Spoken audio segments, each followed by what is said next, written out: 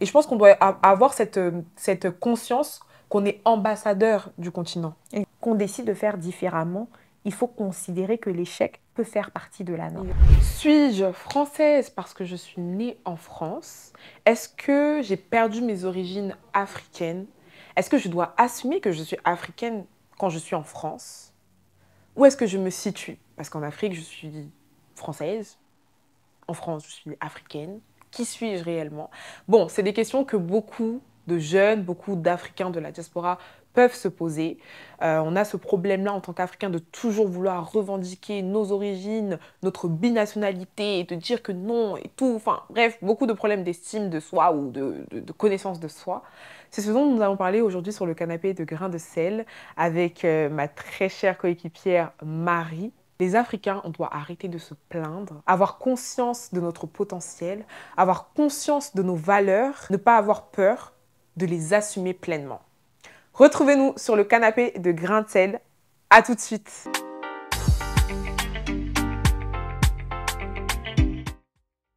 Bonjour Marie, Coucou, tu vas bien? ça va et toi? Super, On se retrouve pour une nouvelle émission de exactement. grains de sel.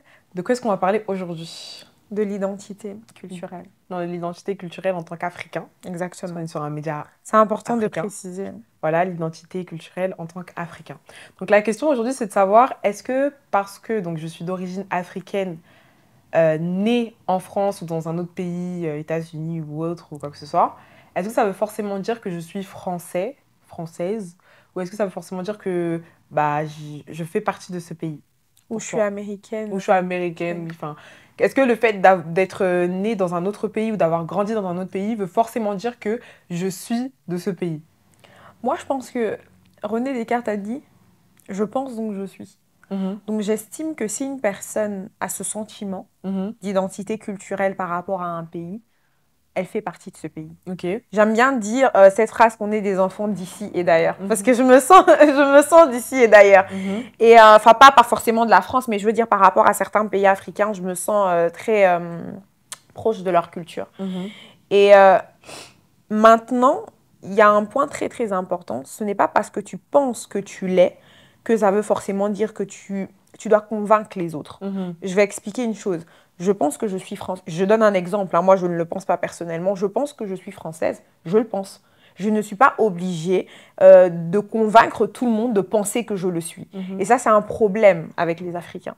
Euh, je pense que quand tu es dans un pays, que tu adoptes la culture de ce pays, tu appartiens, enfin, tu as un lien, tu appartiens en quelque sorte à ce pays. Maintenant, est-ce que les personnes qui sont en face de toi, qui sont à l'extérieur, sont obligées d'accepter que tu es de ce pays? Non. Mais est-ce que ça voudrait dire que tu ne fais pas partie de ce pays, que tu n'appartiens pas à ce pays? Non plus. C'est pas parce qu'on te dit, quelqu'un, un Français, va te dire non, toi, tu n'es pas français parce que tu es noir, que forcément tu dois dire, comme il a dit, que je suis pas français, ou je dois aller dans toutes les rues revendiquer que non, moi aussi je suis française, je suis française. Je pense que quand tu cherches justement à revendiquer que tu es quelque chose, C'est que tu ne tu ne l'es l'es pas. pas. Tu vois ce que je veux Exactement. dire? Que tu ne l'es pas. Aujourd'hui, je le dis très fièrement, je suis camerounaise et française. Maintenant, on va me dire, mais non, regarde, toi tu es 100% camerounaise, pourquoi tu dis alors que tu es française? Quand j'arrive au Cameroun, on va me dire, la fille de France. Quand je suis ici, on va dire, non, elle est africaine. Donc, dans tous les cas, si je me bats tout le temps à devoir justifier que non, au Cameroun, je suis camerounaise, et puis en France, je suis française, ben en fait, finalement, c'est que quelque part, moi-même, je ne sais pas qui je suis. Et Exactement. que je veux forcément savoir qui je suis dans le regard des autres. Tu vois? Et c'est là où on vient justement, où c'est important de connaître ses origines. Pourquoi aujourd'hui c'est important de connaître ses origines en tant qu'Africain?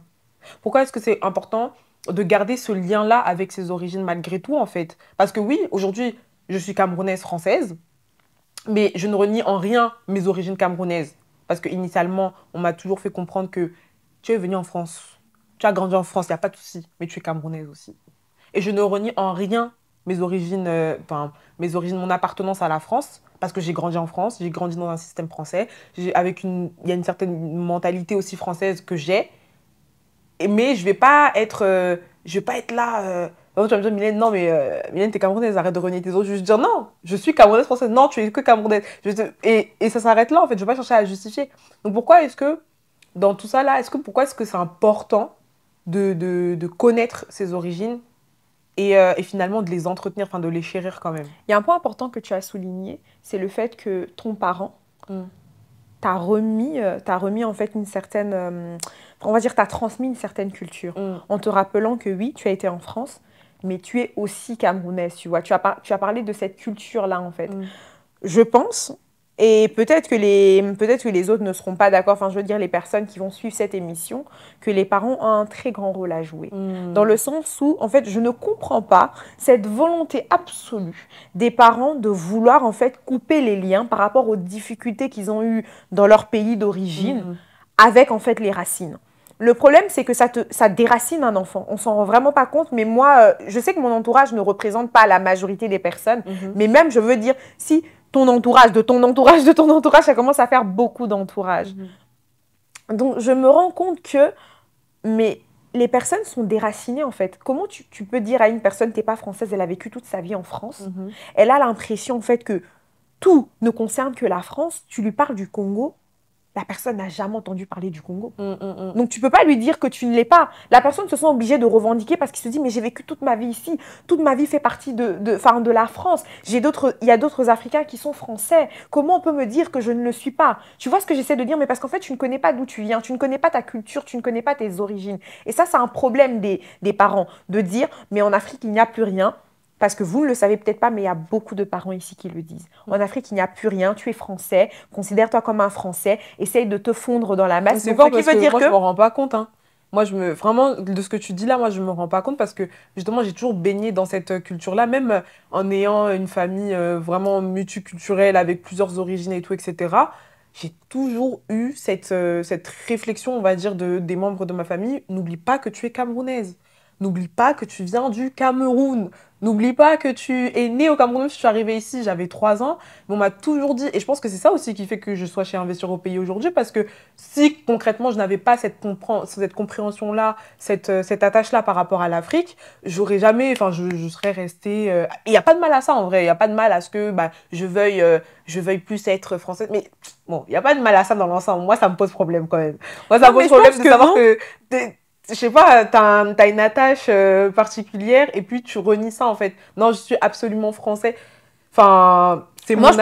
Moi, je pense que... Non, moi, je vais pas être d'accord avec toi sur le sens où ces personnes n'ont que la France. Donc, on t'a dit, tu es français, tu as grandi en France, tu as côtoyé des Français, tu as dû te mêler en fait dedans. Et donc, finalement, c'est ça ton identité culturelle. On ne peut pas reprocher à une personne d'avoir grandi dans un pays et de se sentir absolument, enfin je veux dire, de sentir que non, moi je viens absolument de ce pays. Maintenant, la différence qu'il faudrait faire, c'est ce n'est pas parce que tu as la nationalité d'un pays que ça veut dire que tu appartiens à ce pays.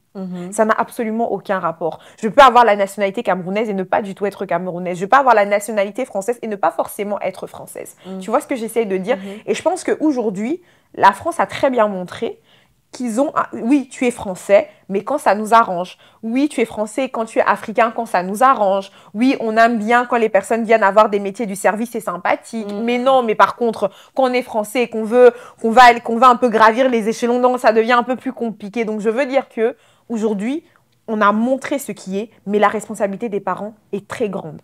Parce qu'aujourd'hui, si des personnes se revendiquent absolument français, c'est parce que on leur a dit, tu es français et puis c'est comme ça, tu vois. Aujourd'hui, tu es en France, il faut t'intéresser à la France, tu vas devenir français. Beaucoup de parents... En oubliant totalement... Beaucoup de parents, c'est une réussite pour eux si leur enfant devient, par exemple, je ne sais pas, tu es noir, tu es député français. Je ne sais pas si tu as vu, mais il y en a plein. Mais par exemple, Rachel, députée noire africaine.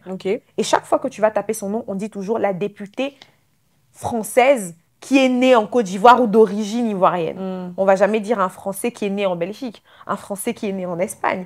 Tu vois ce que j'essaie de dire, la connotation? Mais là, en fait, même ça, les Africains n'arrivent pas à avoir un déclic dans leur tête pour se dire, tu es français, tu as les papiers français. Dans tous les cas, même si une personne dit que tu n'es pas français, on ne peut pas te retirer ta nationalité. Bon, à part pour qu'ils ne sait pas ce qu'ils essayent de faire, mais on sait un peu tout ce qui se passe. Mais je veux dire, on ne peut pas te retirer cette nationalité parce que tu l'as. La personne, on a beau dire tu n'es pas français, tu as tes papiers. Prends les avantages qu'il y a d'être français parce que ça a des avantages. Il faut arrêter de mentir au bout d'un moment. Il y a des avantages derrière, et puis le reste, tu laisses tomber. Si tu es victime de racisme, tu sauras répondre aux personnes. Mm. Maintenant, tu n'es pas obligé de revendiquer sur tous les toits. Et moi, ça me dérange profondément. Je ne sais pas toi, mais je suis vraiment fatiguée de voir les Africains à longueur de journée. Vouloir Oui, mais prouver moi, je qu'ils suis sont... français. Mais tu Ouais, n'as pas à prouver ce que tu es. c'est ça. Tu n'as pas à comparer à une personne ce que je suis. Même si tu me dis que je ne suis pas français, si j'ai les papiers et le passeport français, tu as beau penser ce que tu veux, mais je le suis et puis ça s'arrête là. Je ne discute pas de ce que je suis. Tu vois ce que j'essaie de Ouais, dire? ouais, c'est ça. C'est de connaître en réalité ton identité, de là où est-ce que tu viens. Et automatiquement, enfin, tu n'auras même pas besoin de prouver que non, je viens de tel pays, je suis de telle origine et tout. Je pense qu'on doit aussi avoir ce déblocage-là mental, enfin, vraiment ce déblocage de se dire, j'ai pas besoin de prouver quoi que ce soit. En tant qu'Africain, aujourd'hui, j'ai pas besoin de prouver que je suis africain ou j'ai pas besoin de prouver que non, je suis français. Comme on dit aujourd'hui, bah, malheureusement, on a ce problème-là où les Africains, quand ils sont en France, ils ont absolument besoin de prouver que non, moi aussi je suis français, moi aussi je suis comme Et moi, en fait, telle je personne comprends. et En tout. plus, ils ont toujours cette. Je ne sais pas pourquoi les Africains ont toujours cette volonté de, on va dire, de montrer l'excellence vraiment de l'Occident, tout en dévaluant en fait leur continent. Et ça, moi, je trouve ça vraiment ahurissant. Je me dis, mais en fait, comment tu peux à ce point dévaluer en fait ton continent? Mais non, moi, Dévaloriser. j'ai été une fois dans ce pays, ça représente rien. Ce pays, il y a Terrible, rien. Moi, je terrible. suis français. Mais moi, je trouve ça incroyable. Je me dis, mais t'as même pas honte, quoi. Tu n'as même, non, mais t'as même pas Mais honte, en fait. encore si c'est bon, Des si personnes. c'est quelqu'un, si c'est quelqu'un qui n'est pas du continent, allez, on va entre guillemets laisser passer. Mais quelqu'un, tu vois que non, la personne est, je suis noire, tu es noire, la personne est pareille. Elle va venir, non, elle est, non, mais franchement, l'Afrique, c'est pauvre, c'est sale. Comment tu fais? Il fait trop chaud et tout. Quand tu vois la personne, elle est africaine. Non, mais moi, je trouve ça vraiment ahurissant. Je me dis, mais en fait, jusqu'à quel point vous n'aurez pas honte, en fait, de tout en enfin, je veux dire, diminuer votre continent, tout en valoriser les autres. Et ça, c'est même une culture, en fait, même que les parents et que plein de personnes ont, en fait. Ça veut dire que être français, c'est une valeur ajoutée. Avoir des postes ici en France, c'est une valeur ajoutée. Et à aucun moment, une personne va se dire, je vais rentrer dans mon pays pour construire mon pays, parce que c'est aussi une valeur d'ajouter, justement, de faire différemment là où les personnes ont échoué, Et en c'est fait. là où Il n'y les a parents jouent personne, en aussi. fait. Mais moi, je trouve ça ahurissant, tu vois. C'est quelque chose qui me rend toujours. C'est des discussions, par exemple, que même moi, j'ai souvent avec mes parents et que j'ai même avec des amis. Et je me dis, mais va falloir vraiment que ça change parce qu'on Mm, ne peut pas se diminuer tout le temps comme ça. mm, Les Africains, à quel moment on va accepter de se valoriser? À mm. quel moment on va se dire, en fait, nous allons arrêter de diminuer notre continent, sachant que même, on voit à quel point même les propres Français se battent Pour pour aller en aller. Afrique. Parce que Hein. quand tu es expatrié, je suis désolée, en Afrique, tu gagnes. Il y a Mm. des expatriés aujourd'hui, si vous n'êtes pas au courant, qui gagnent plus de 10 à 15 millions de francs CFA.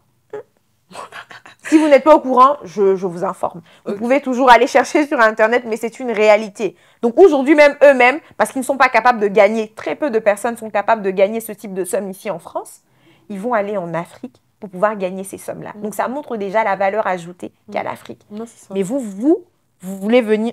pardon. Ouh, ça me fait mal à la tête.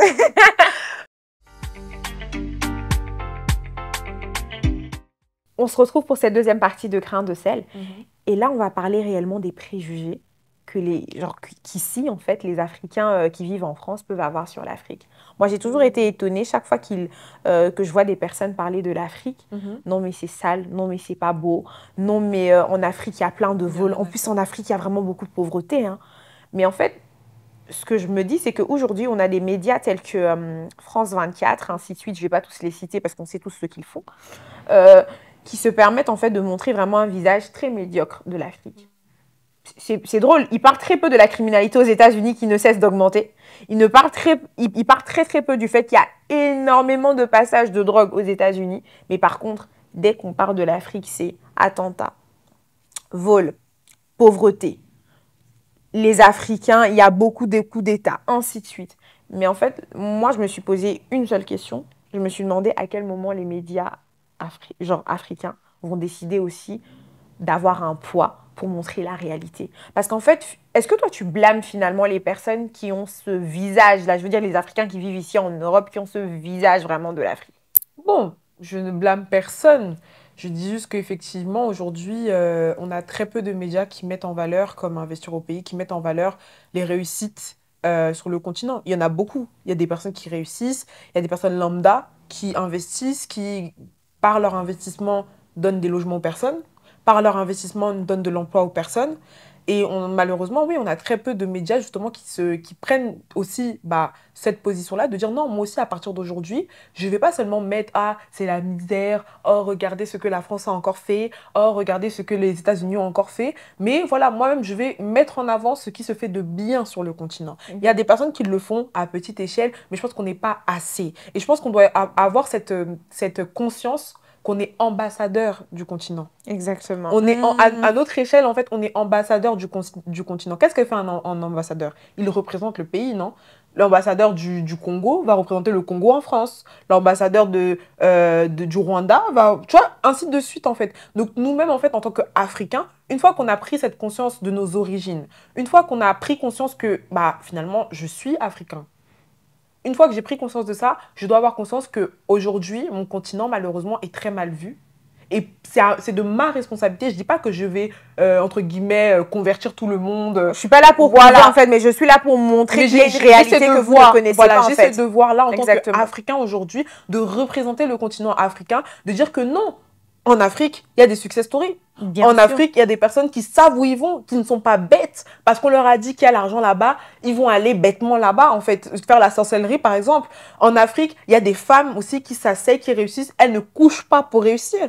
En Afrique, il y a des hommes qui sont honnêtes, qui investissent leur argent durement gagné pour pouvoir permettre à d'autres personnes aussi d'avoir des logements, d'avoir des emplois, d'avoir de la nourriture, de l'eau potable. Il y a des gens qui se lèvent aujourd'hui. On a plusieurs personnes sur le continent, et au lieu de tourner, je pense, nos regards sur ce qui est négatif, en tant qu'Africains, les autres, s'ils veulent, ils regardent comme ils veulent, tu vois. Les autres, s'ils veulent, ils regardent comme ils veulent.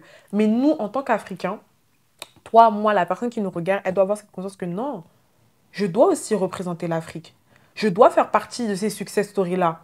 Peut-être on va pas entendre mon nom partout, partout, partout, mais au moins, je sais que j'aurais bâti en fait quelque chose, que j'aurais permis dans mon pays ou dans le pays du voisin, peu importe, j'aurais contribué à cette évolution-là, à ce rayonnement-là en fait tout simplement de l'Afrique. Moi, je suis complètement d'accord avec toi quand tu as dit nous sommes vraiment les ambassadeurs de la réussite africaine et nous sommes, je vais même aller un peu plus loin, nous sommes vraiment les ambassadeurs de ce que représente l'Afrique.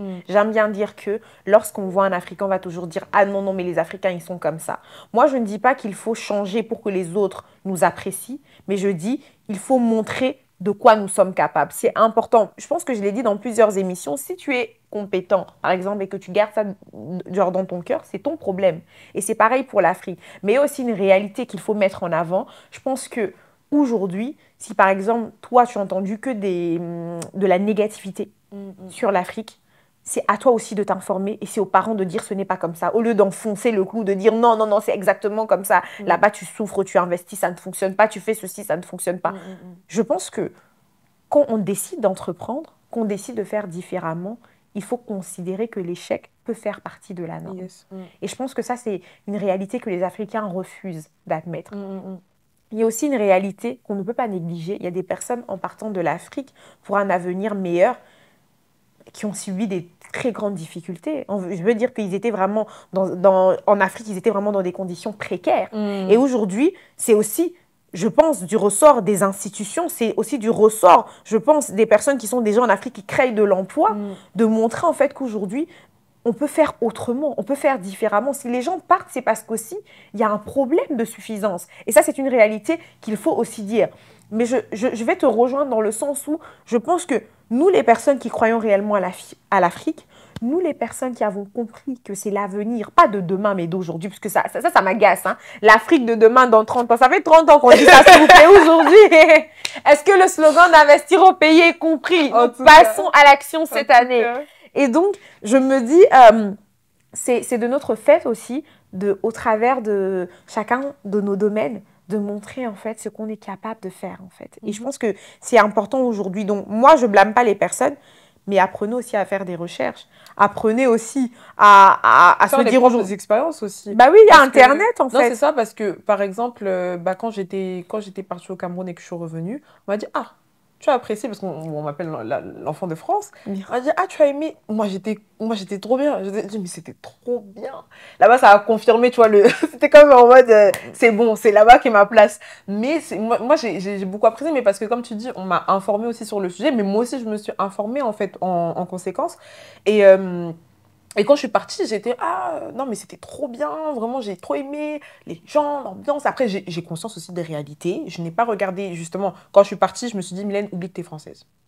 Oublie que t'as une manière de vivre en France, parce qu'il y a aussi cette erreur que la diaspora fait, c'est de penser que parce qu'ils viennent de France, de l'Occident, ils sont meilleurs que les Africains, Et qui non, sont sur surtout, tu vois, place. cette manière, ce petit dédain de montrer en fait C'est que... ça. Ouais, mais moi, je mais vis mieux, mon hein. cher, tu n'as pas créé les maisons en Afrique, les villas, ça existait Non, déjà. mais c'est Tu ça. n'as pas créé d'entreprise, il y a des entreprises qui existent déjà avant et après toi. Mm. Et moi, je pense que c'est bien de rappeler en fait, tu vois, ce contexte-là. Et c'est peut-être pour ça aussi que beaucoup de personnes ont cette volonté de venir ici en France parce qu'ils, quand ils voient les personnes retourner au pays, ils ont une certaine image, tu vois. Alors que, bon, c'est vrai qu'ici, il y a des opportunités qu'on n'a pas sur le continent, c'est une réalité. Mais faut pas non plus penser, faut pas aussi montrer que, voilà, ici, c'est trop facile. Moi, je pense qu'il y a beaucoup plus Euh, de chances. Mais quand tu oui, parles mais d'opportunités, non. non, si, il y a des opportunités à... Moi, je pense qu'à à part Après, il y a égale, des il opportunités y a des partout. opportunités. Pour moi, chance, c'est la même chose que opportunité. Il faut qu'on se le dise. Il y a des infrastructures qui sont mises en place, il y a un suivi qui est mis en place ici qui n'est pas en France, il y a des règlements Au en pays. Afrique, au pays, et il y a des réglementations qui sont mises en place qui protègent certaines actions, certaines initiatives qu'il n'y a pas en Afrique, il faut se le dire, mais il ne faut pas se dire que ça y est, quand on arrive ici, c'est la fin du monde, ici c'est l'Eldorado, ici ce sera complètement parfait, parce que en Afrique on souffre beaucoup trop. Enfin, like, genre, c'est à nous aussi comme tu dis, de s'informer et de voir, ok, comment est-ce que je peux mettre ça en place, comment est-ce que je peux selon les réalités aussi du continent, tu vois, comment est-ce que je peux mettre ça en place au pays et avancer dans ce sens-là, en fait. Et avoir cette conscience-là, même si on m'a toujours dit que c'était mauvais, laisse-moi faire mon expérience. Oui. Tu vois, Laisse-moi faire mon laisse-moi faire mon expérience. expérience. Laisse-moi voir si réellement c'est comme on le dit, en fait. On parlait justement de l'identité culturelle, de Mhm. cette volonté, genre, de la diaspora, de vraiment, parfois, dire je suis français. Je ne sais pas si tu as vu l'actualité par rapport à Aya Nakamura. Mhm. Donc, il se dirait elle va chanter au JO du Edith Piaf. On connaît Edith Piaf, la référence vraiment de la musique française, Des classiques, du de la classique variété français, française. exactement. Un boucan, ça a vraiment créé un boucan parce que justement beaucoup d'Africains ont estimé que toutes les personnes qui sont contre elle, c'est du racisme, Mhm. qu'il y a énormément d'attaques qu'elle subit alors que ce n'est pas fondé, étant donné que c'est la meilleure ou la plus grande chanteuse française. Qu'est-ce que tu en penses? Alors, moi, je suis assez partagée par rapport à cette histoire. Je suis contre toute forme de racisme, vraiment. On Enfin, condamne elle est fermement. française, mais elle est aussi malienne. Faut qu'on se le dise.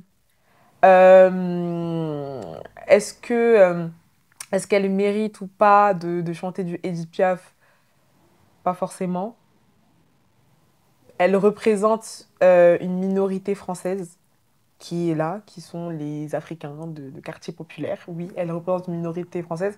Après, est-ce qu'elle est la bonne personne pour chanter au JO? Je ne pense pas. C'est pas, oui, en termes, c'est vrai, si on doit réfléchir en termes de business, elle est rentable. Enfin, en tout cas, son art est rentable. Mais est-ce qu'elle est la bonne personne pour représenter le type de personnes qui vont au JO, regarder chacune des épreuves et tout, etc. Non.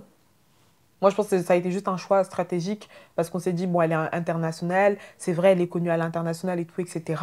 Mais elle ne représente pas, enfin, elle ne représente pas la France, mais à la fois, elle représente la France. C'est assez, moi, je suis assez mitigée sur cette polémique. Je suis contre le fait qu'on essaye de lui faire comprendre qu'elle n'est pas française. Elle est française. Elle est aussi malienne.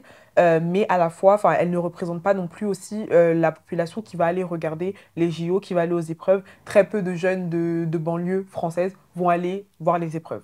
Très peu. Il y en aura, mais très peu. Donc, est-ce que c'est la bonne personne de manière, on va dire, culturelle? Non. Non. Je suis désolée, non. Mais est-ce que c'est... Peut-être que je vais me faire... je vais me faire lapider sur la place publique, il n'y a pas de souci. Mais est-ce que maintenant, on doit lui dire que non, parce que tu es malienne, tu ne peux pas chanter pour les JO? Non. De manière artistique, elle n'est pas la bonne personne. Ah, maintenant, de manière représentative en France, je ne pense pas qu'elle soit la mauvaise personne. Après, elle représente une minorité qui ne sera pas au JO, mais elle représente malheureusement ou heureusement une minorité française qui existe, qui sont les minorités noires, arabes des banlieues françaises. Parisiennes, plus précisément, mais françaises. Moi, je dis que bon, tous les Africains ne vivent pas quand même en banlieue, hein, s'il vous plaît. Rassurons-nous. Oui, mais, je veux dire, oui, la majorité. Elle représente, voilà, enfin, on sait qu'aujourd'hui, voilà, tu veux voir, bon, peut-être Paris n'est pas l'exemple même, enfin si, Paris arrondissement, Paris banlieue, oui. Parce que Paris, non, t'as des arrondissements à Paris où il y a beaucoup de Noirs, de personnes africaines, ou même d'autres origines. Mais pas centre-ville, moi je veux dire dans les arrondissements. Non, oui, t'en as. Oui, mais oui, ça je sais, et même dans les périphéries. 20e, 18e, même en plus encore, tu en as. Voilà, enfin, je pense que le débat, il est assez... vraiment, je suis mitigée. Moi, je suis claire dessus. Elle n'est pas la personne qu'il faut pour les JO, je suis d'accord, d'un point de vue culturel, mais... qu'on lui dise non, retourne Bamako, elle est française. Non, moi maintenant, par rapport à toi, je suis pas du tout mitigée. Je suis très claire dans mon point de vue. Je suis trop même claire, non. Je vais quand même te rejoindre sur un point, c'est que elle est française. Maintenant, je vais revenir sur un prélude, si on me permet. C'est que en 2020, il y avait eu les MTV European Music Awards. Le meilleur artiste français, c'était Matt Pokora qui avait été, qui avait gagné ce trophée. Et Aya Nakamura directement était la seule, bien sûr, qui a dit il fait même pas partie du top 10 streaming. Qu'est-ce qu'il fait là? J'ai rien contre lui, mais je comprends pas. Bon, finalement, à force de questions, ainsi de suite, il avait fait une interview chez Lena Situation, je pense, qui est une influenceuse, je ne sais pas trop ce qu'elle fait. Oui, influenceuse, chef d'entreprise. Voilà. Et donc, moi, j'avais un peu lu ce qu'il avait dit, mais en gros, il avait dit, je pense que ce n'est pas seulement le fait de remplir des grandes salles de concert ou le fait d'être premier ou deuxième streaming qui fait de toi le meilleur artiste, en fait. Rappelons quand même que Matt Pokora, c'est près de 15 ans quand même de carrière.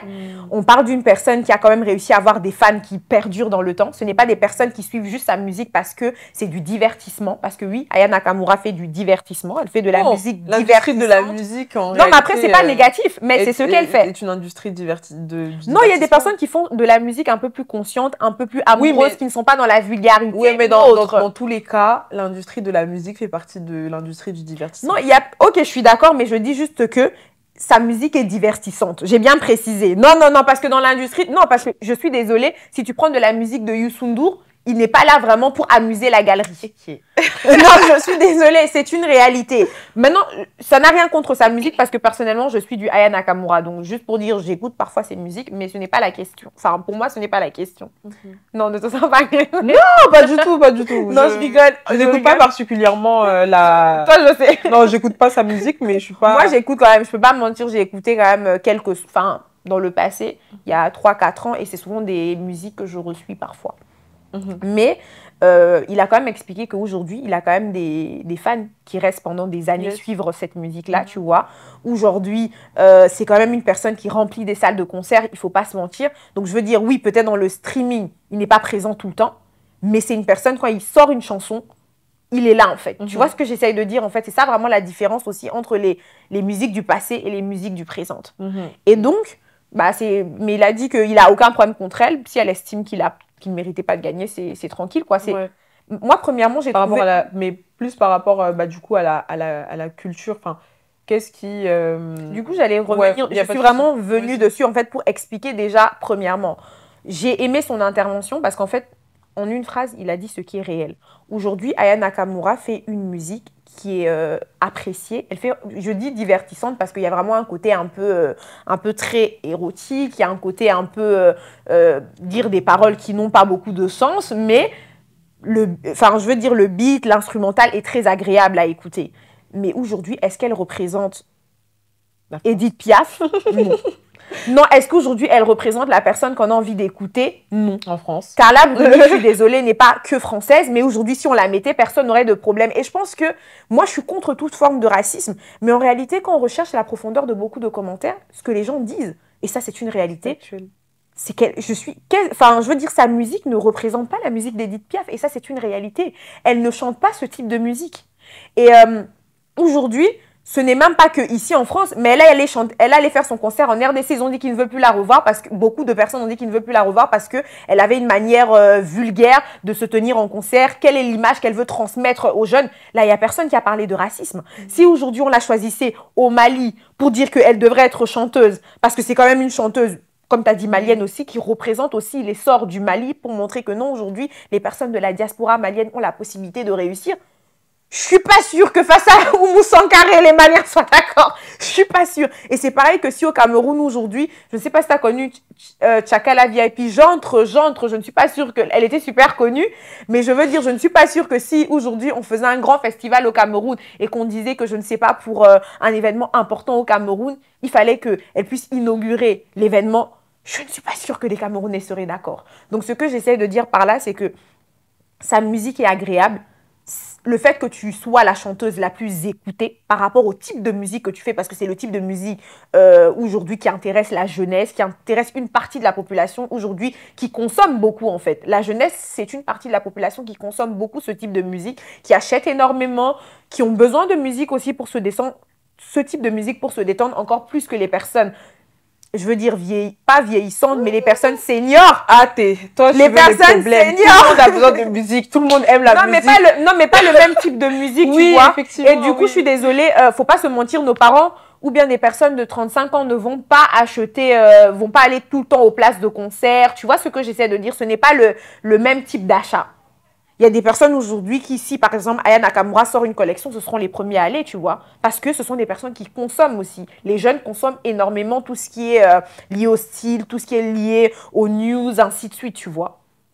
Mais je suis désolée, à part ça, sa musique ne transmet absolument rien. Et donc aujourd'hui, est-ce que le fait de dire qu'elle ne représente pas le type de musique, moi je dirais pas la France, c'est même pas ça le problème. Elle ne représente pas le type de musique qu'on veut qu'elle transmette. Faire la différence entre l'origine, la culture, d'où elle vient, sa culture, enfin voilà, d'où elle vient, son origine, et l'artiste en elle-même. L'artiste ne représente, n'est pas là pour les, moi cette artiste, en fait, c'est pas elle. Je verrai pas elle, en tout cas, je ne vois personne d'autre. Je veux pas dire que je vois quelqu'un, je vois personne, parce que c'est pas forcément un événement culturel qui m'intéresse, mais voilà, je ne la vois pas pour les JO, mais à la fois on peut pas lui dire non, Tantine, tu n'es pas française. C'est pour ça que j'ai dit que les propos sont mal employés en fait. Et ça en fait, mais quand tu sais qui tu es, que tu connais ton identité, tu sais que voilà, tu connais un peu ta place quand même. Et en fait, ça ne lui enlève rien, moi je trouve. Le fait qu'on dise qu'elle n'est pas appropriée pour les JO n'enlève rien. Le fait que ce soit une chanteuse qui remplit les salles de malienne française. Exactement. En fait, ça ne change rien en sa personne, tu vois. Le fait qu'elle dise qu'elle n'est pas bonne, on va dire, elle n'est pas la bonne personne pour les JO, ça ne veut pas forcément dire que gars, tu n'as pas ta place en France. Ça non, elle a complètement sa place. Il y a des gens qui ont fait cette malheureusement cet amalgame-là, en fait, entre la personne d'Aya Nakamura et l'artiste Aya Nakamura. C'est pas la même personne, exactement. C'est pas la même chose. L'artiste n'est pas la bonne personne pour moi, selon moi, n'est pas la bonne personne pour les JO, mais cela n'enlève en rien son identité pluriculturelle. Et c'est là où on voulait en venir avec cette émission, de dire que c'est pas parce que tu te sens d'ici et d'ailleurs que tu te dois absolument de le revendiquer, de dire que non, moi je suis ceci, moi je suis cela. Déjà, apprends déjà à te connaître, sache qui tu es. En fait, moi, j'aime pas cette victimisation-là, tu vois. Sache qui tu es et assume-le pleinement. Et puis si demain on vient te dire que non, on te dit que non, toi tu es noir, mais on te dit non, tu es violet, bah écoute, si tu veux que je sois violet, tant mieux, mais pour moi en fait ça ne change en rien en fait. Et nous les Africains, on doit avoir cette fierté là aussi de dire que non, je suis africain. Si tu veux avoir cette fierté de binational ou pas, tu as le droit. Et ça, tu sais, la réalité c'est que on va encore le redire parce qu'on l'a déjà dit dans des émissions, mais ça c'est c'est vraiment beaucoup propre aux Africains, dans le problème d'identité. Parce que tu vas pas voir, non mais ça c'est réel, hein. Je sais que les gens ne vont pas forcément être d'accord, mais tu vas pas voir un Chinois crier partout qu'il est français. Il est Même français, si c'est son français. c'est son problème. Même si Il n'a c'est- pas besoin que c'est tu ça. lui dises. Si L'Indien, c'est son il n'a français, il pas va pas besoin. dire, L'Indien, il n'a pas besoin. Si tu lui demandes il est quoi, il te dit il est français. Ou bien non, je suis indien mais j'ai la nationalité française. Il n'a aucun mal. Et c'est pour ça qu'en fait, eux n'ont pas ce type de problème. Parce qu'ils ne font pas ce type de Ils perdent discussion. pas de temps Parce dans qu'ils ça, ne sont en pas dans fait. ce type de revendication, en fait. Ouais, Nous ne sommes pas dans ça. Maintenant, Kémy Seba n'est pas ma tasse de thé. Désolée pour les personnes qui vont m'attaquer, c'est pas ma tasse de thé. Mais je vais paraphraser. J'ai écouté une de ses interviews et il a dit une phrase qui était assez intéressante. Il disait que non, franchement, il aime beaucoup Aya Nakamura, ainsi de suite, mais que faudrait pas que les gens aussi tombent dans la victimisation. Si aujourd'hui tu m'attaques pour le racisme, tu vas me trouver. Ça veut dire si tu as un acte raciste vis-à-vis de moi, tu vas me trouver. Maintenant, si tu es là, tu me dis je suis français, t'es pas français, la fille, je suis pas dans ça. On a compris comment la France fonctionne. Si tu estimes que je suis pas français, tant mieux. Je suis pas là pour discuter de je suis français, je suis pas français. J'ai pas de temps Mais à par perdre, contre, si tu as par un rapport à acte ça. raciste, tu vas me trouver sur ton chemin. Et ça, c'est pareil. Donc, pour Aya Nakamura, je suis contre tous les actes racistes, ainsi de suite. Mais je suis désolée, la communication, la réaction, j'ai trouvé que... je trouvais que son équipe pouvait mieux faire, en fait. J'ai pas été emballée. J'ai trouvé que c'était pas une très belle représentation, en fait. Sois fière. Aujourd'hui, moi, j'aurais plutôt aimé un message de dire je suis française, ça ne change rien. Maintenant, si vous estimez que je suis pas là pour les JO, tant mieux. Si je dois chanter pour les JO, je chanterai. De toute façon, c'est le président de la République qui le décide avec son équipe. Donc, ils le décideront. C'est ça. Mais moi, je pense que le choix aussi d'Aya Nakamura est aussi un peu un choix politique. Malheureusement, ce que je trouve, c'est que je ne suis pas sûre qu'elle représente à 1000% aussi la musique malienne. Où elle représente à 1000% ce que représente le Mali. Malheureusement. Et ça, c'est une réalité. Mais ça aussi, c'est un problème, tu vois. Non, faut qu'on soit fier, c'est tout. Ça, c'est un problème. Faut qu'on soit fier de qui on est. Oui, on a un passé. Oui, l'Afrique a beaucoup souffert. On ne l'enlève pas. On ne l'enlève pas, on en a conscience. Et je pense même, avec cette conscience-là, on doit se dire non, plus que jamais, en fait. Je dois être fière de mes origines. Exactement. Je dois être fière de mes origines et je dois les revendiquer, mais pas dans la bouche, pas. Dans les actions concrètes. Qu'est-ce que je fais sur le terrain pour dire que, en tant qu'ambassadrice, entre guillemets, hein, africaine, parce que c'est un titre diplomatique, sinon on va dire que voilà, elle s'est autoproclamée. Non, mais en tant que voilà, représentatrice du continent, qu'est-ce que moi, dans mes attitudes, je fais? Est-ce que quand on va me regarder, on va dire que voilà, les Africains, toujours négligents. Voilà, les Africains, ils sont toujours sales. Voilà, les Africains, toujours dans les fainéants, toujours dans les disputes, toujours dans les commérages, toujours à savoir combien tel gagne.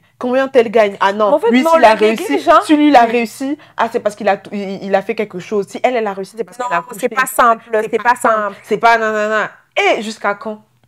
En plus, encore plus, nous, la jeunesse, toujours en train de vouloir mettre en avant, non, mais c'est parce que je suis africain qu'en France, je n'arrive pas à avoir un poste à responsabilité.